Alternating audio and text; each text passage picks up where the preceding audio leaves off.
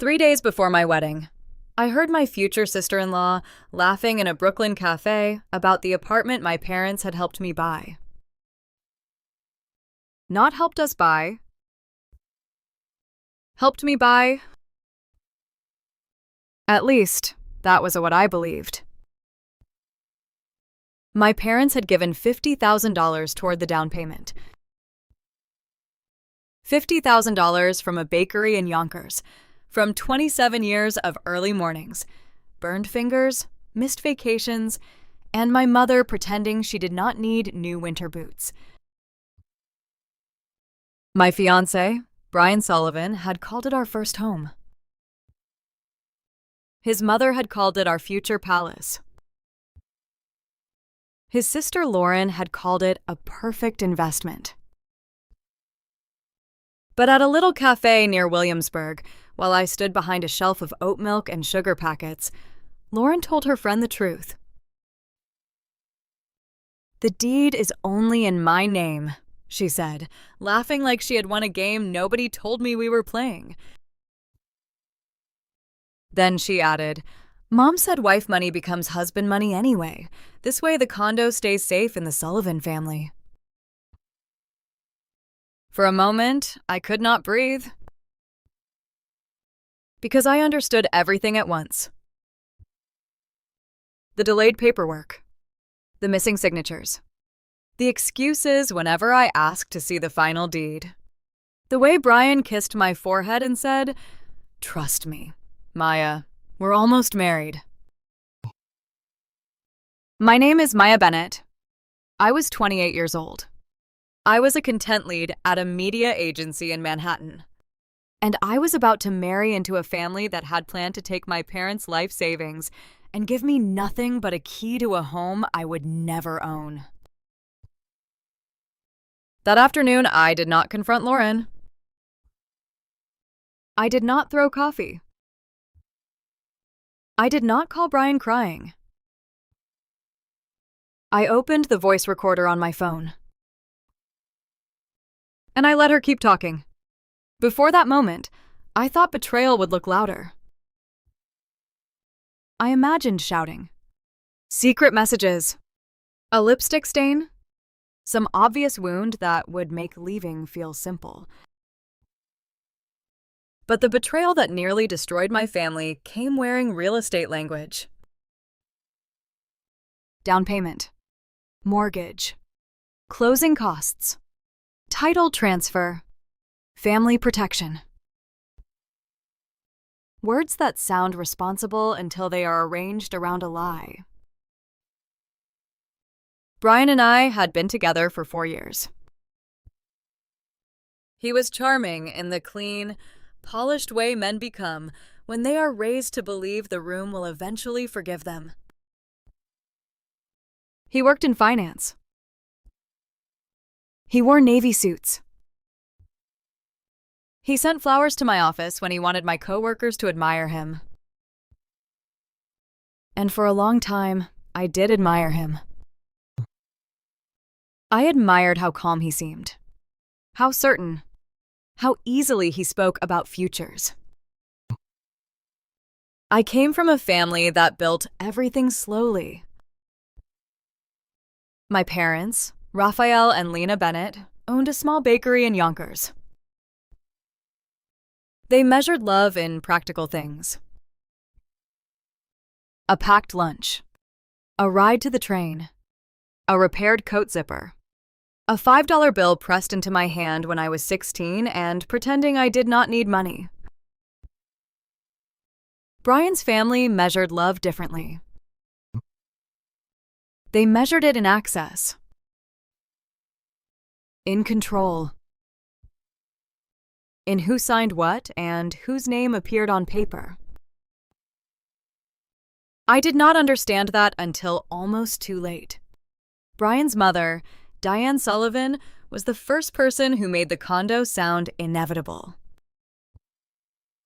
She had silver hair, pearl earrings, and the dangerous warmth of a woman who could insult you while pouring tea.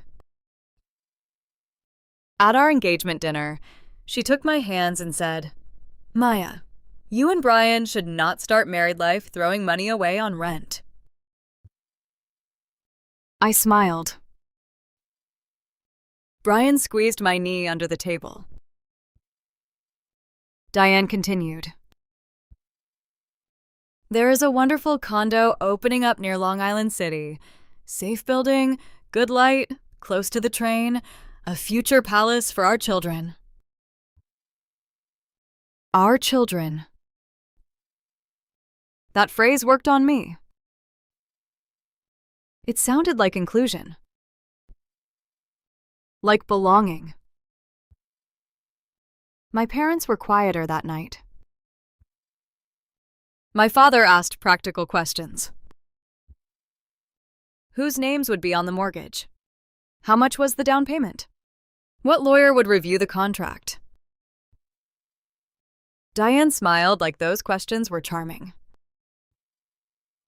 Of course, everything will be shared, she said. We are family now. That was the first lie. But it was wrapped in such beautiful paper that I thanked her for it. The financial plan was simple on the surface. My parents would contribute $50,000. Brian's family would contribute $45,000. After the wedding, Brian and I would pay the mortgage together. It was not a gift to Brian. It was not a gift to his family. It was a contribution toward the home where I was supposed to live, build, and belong. My mother cried when she handed me the bank envelope. Not loudly. My mother never cried loudly. She pressed the envelope against my hands and said, "This is for your safety, mi hija. Not for a wedding, not for flowers, for a home." I remember her fingers. Flour had settled into the creases of her skin for so many years that even after washing, her hands always looked like they had been dusted with work. My father stood behind her, pretending to adjust a crooked picture frame. He did not want me to see his eyes. That money was not abstract. It was my parents' bodies. Their time. Their pain. Their hope. And the Sullivans knew that. The first warning came 2 weeks after the transfer. I asked Brian for copies of the closing documents. He kissed my temple and said, "It's all being processed." I asked again the next week. He said his mother had the file because her attorney was coordinating with the broker. I asked Diane at brunch. She touched my hand and said, "Maya, you are already stressed with wedding planning. Let us handle the ugly paperwork." Ugly paperwork. That phrase was meant to sound protective. But paperwork is only ugly to people who want you to sign your future away without reading it. I told myself not to be suspicious. I told myself Brian loved me. I told myself Diane was intense but generous. I told myself families with money handled things differently. That last lie is one many people tell themselves. They call exclusion sophistication. They call secrecy experience. They call being kept in the dark a sign that someone else knows better. But deep down, my body knew something my mouth was not ready to say. Something was wrong. The week before the wedding, Brian asked me for another $15,000. We were sitting on my apartment floor surrounded by seating charts, vendor invoices, and white ribbon. He looked tired. Or maybe he was performing tired.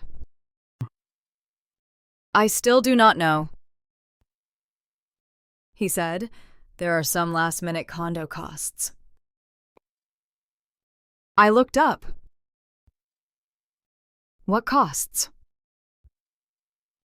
Transfer fees, building fees, legal adjustments, stuff my mom has been covering. I put down the pen. Brian, my parents already gave $50,000. I know, he said quickly, and I am grateful, but we are a team.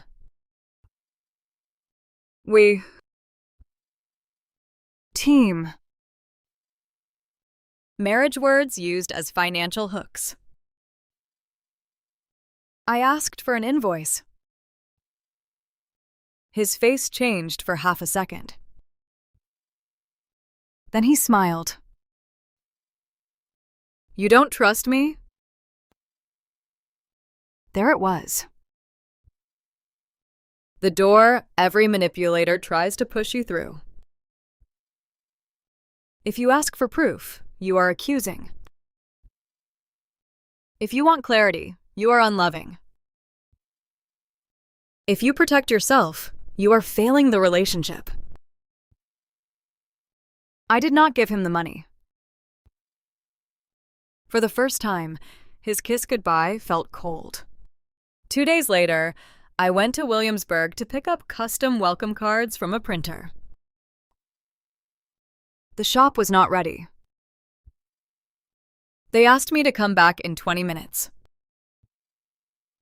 So I walked to a cafe down the block and ordered iced tea. That is how the truth found me. Not through detective work. Not through a dramatic confession. Through bad timing for them and divine timing for me. Lauren Sullivan sat near the window with a friend. She did not see me. I stepped behind a display shelf before I understood why. Then I heard my name.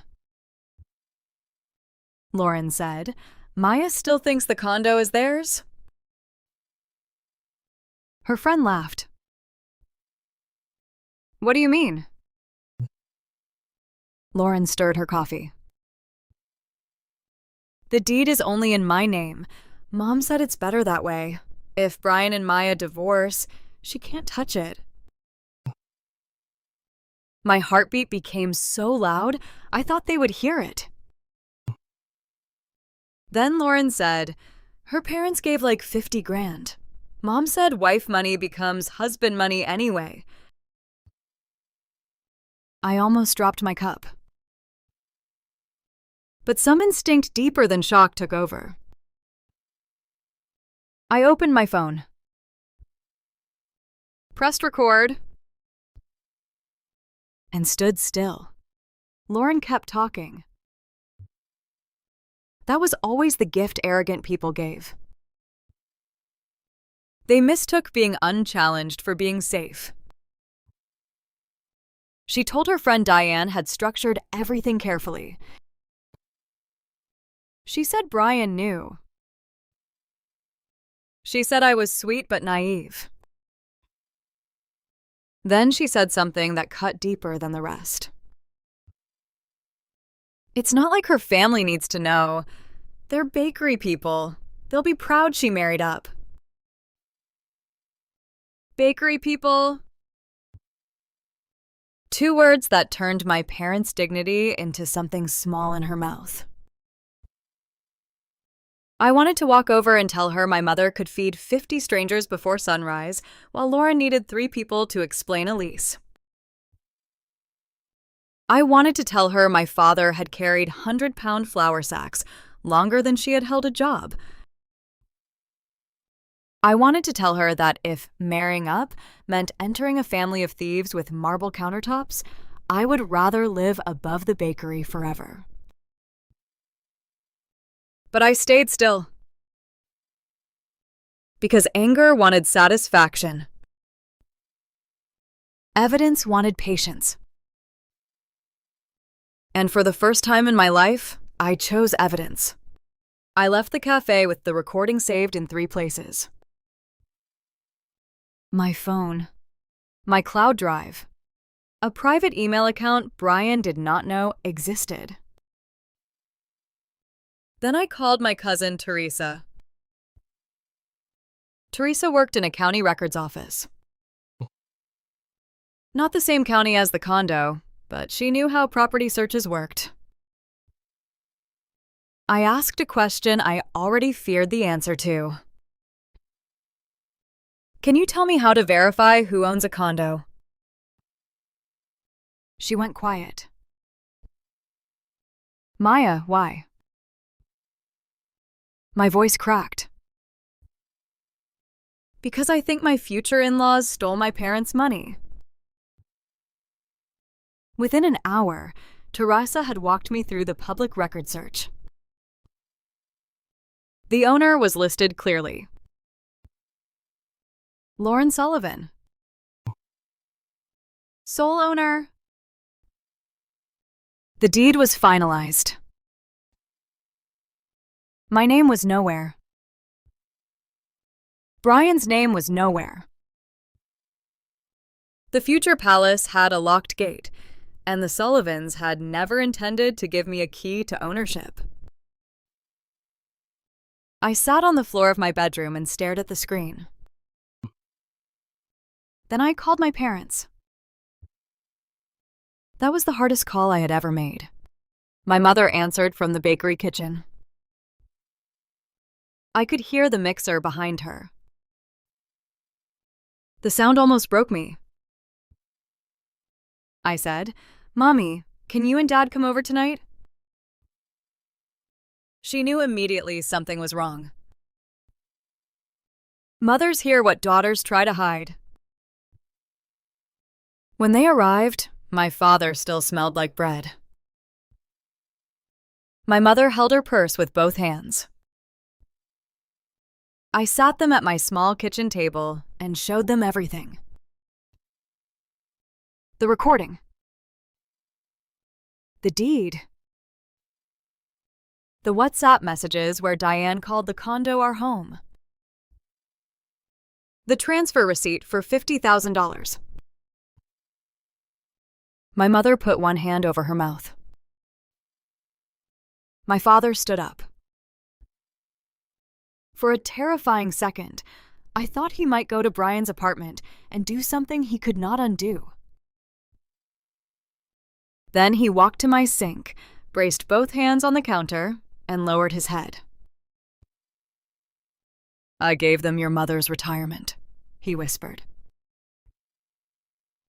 That sentence broke me. Not because he blamed me. Because he blamed himself. I went to him and said, "No, they lied. We did not donate money to thieves. We were deceived."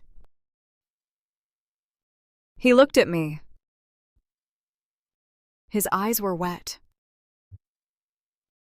"Then we fight," he said. The next morning, I met attorney Patrick Gallagher.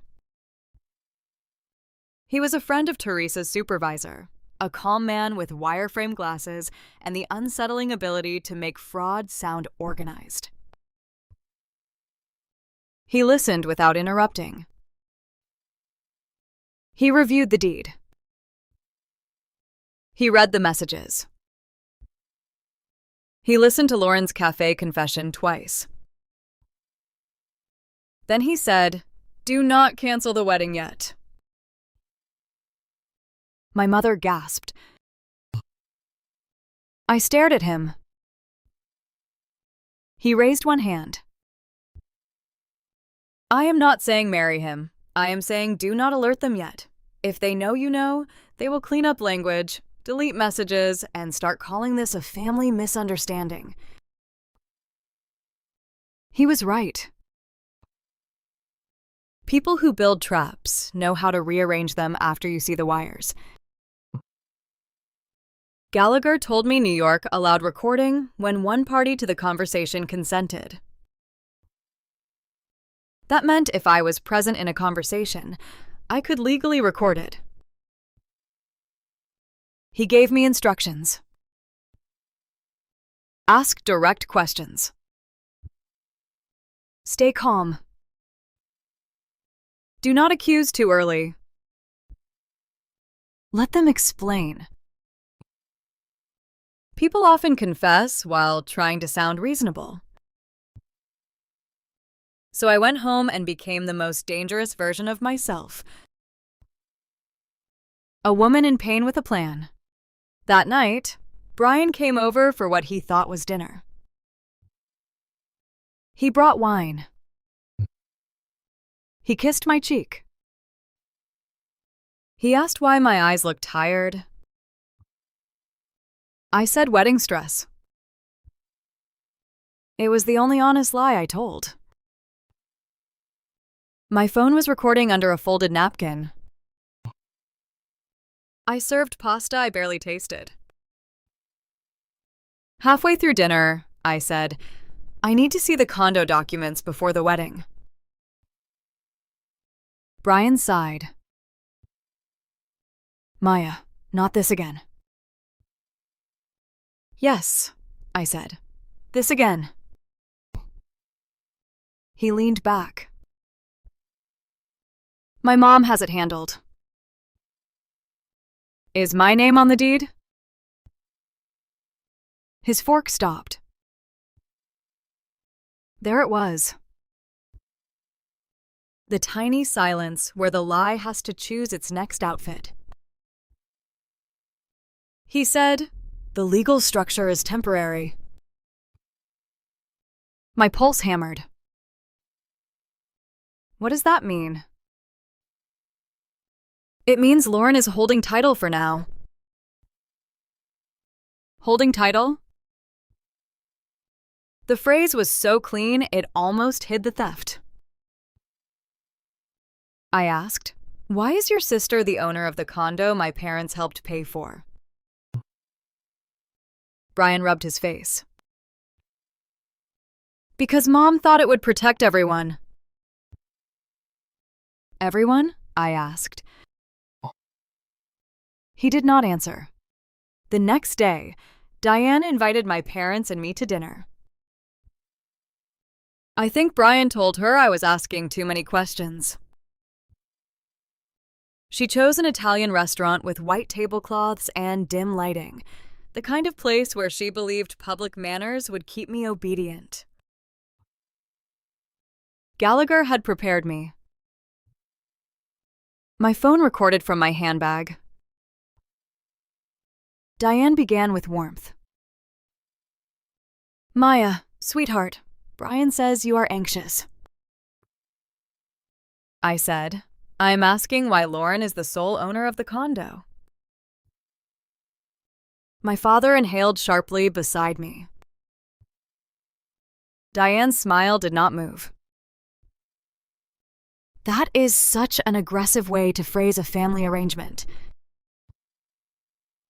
My mother's hand found mine under the table. I said, then explain the arrangement.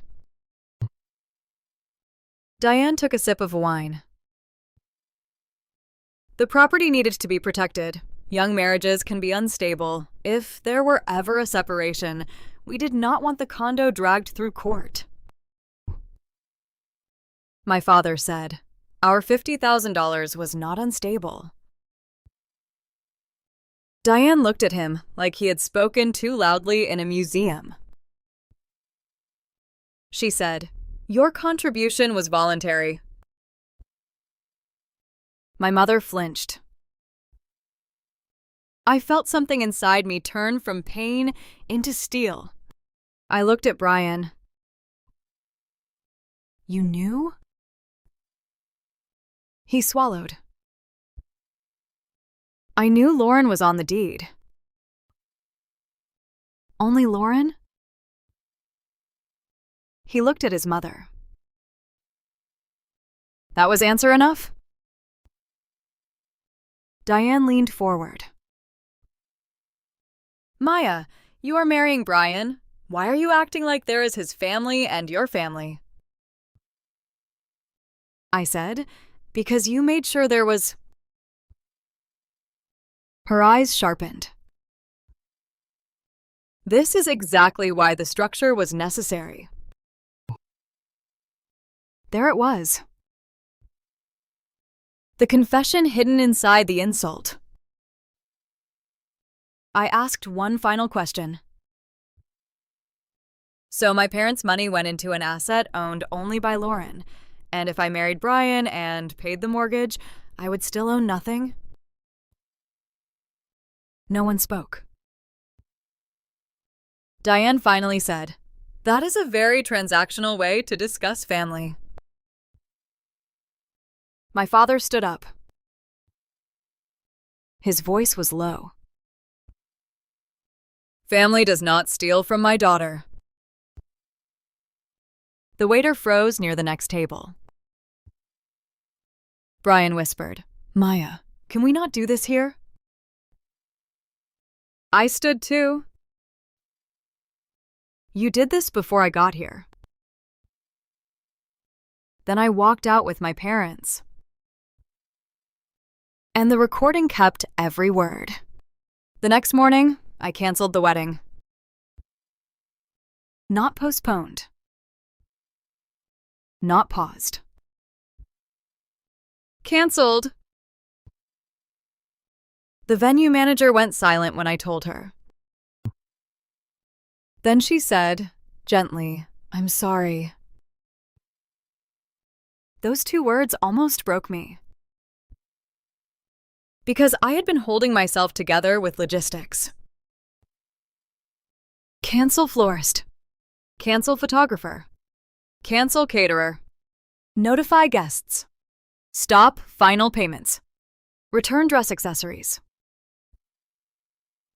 If I kept moving, I did not have to feel the full weight of it. But when someone said sorry, the bride inside me finally looked up. The bride who had chosen vows. The bride who had imagined a kitchen with morning light. The bride who had believed Brian when he said we. I sat on the bathroom floor and cried into a towel so my mother would not hear me from the living room. She heard anyway.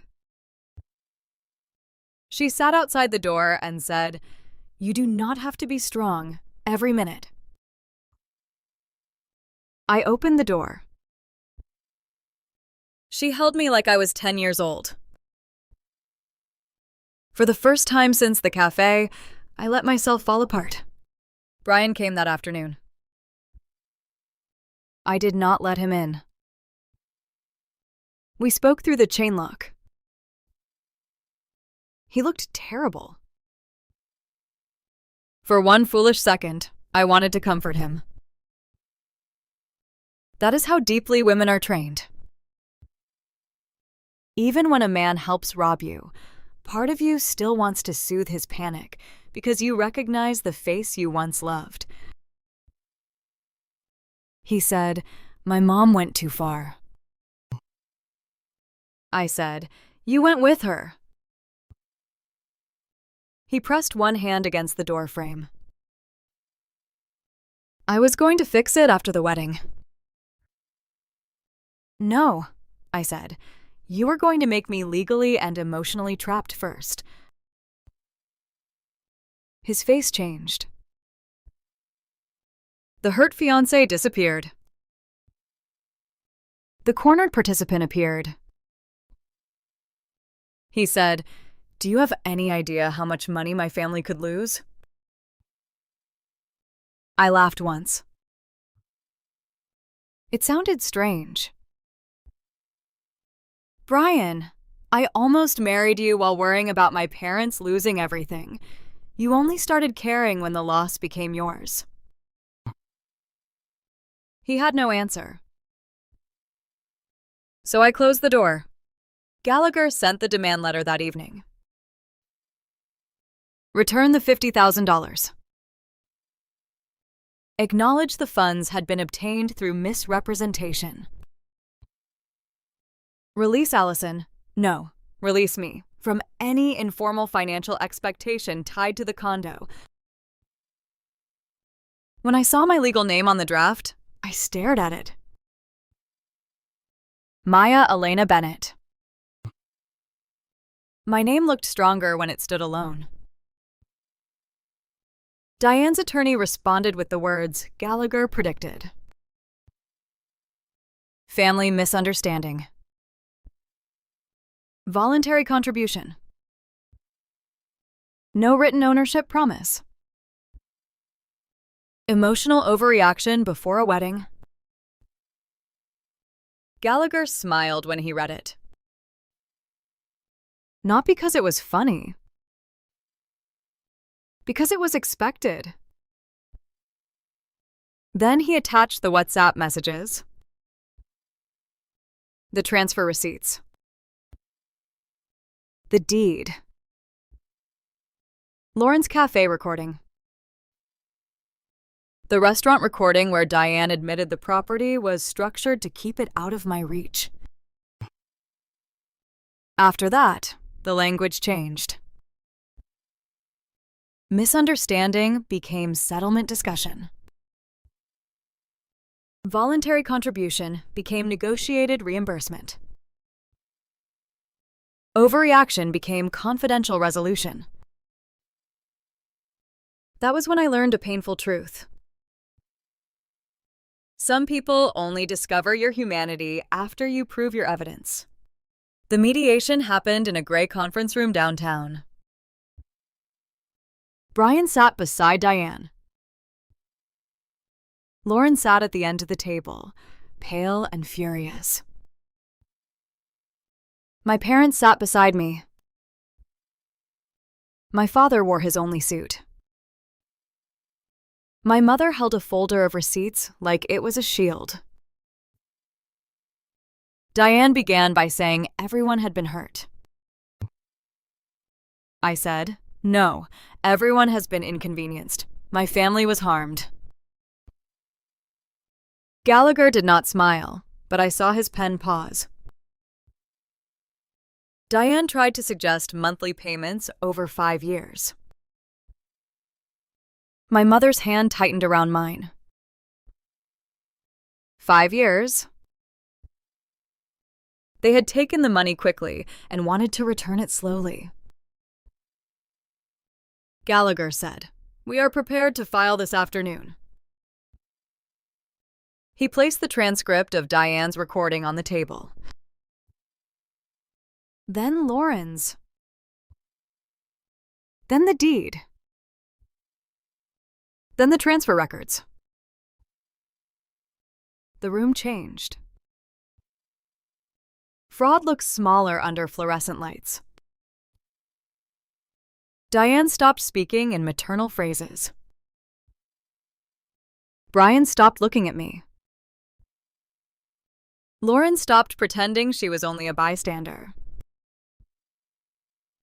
By the end of the day, they agreed to return nearly all of the $50,000 within a short deadline. My parents would not be tied to the mortgage.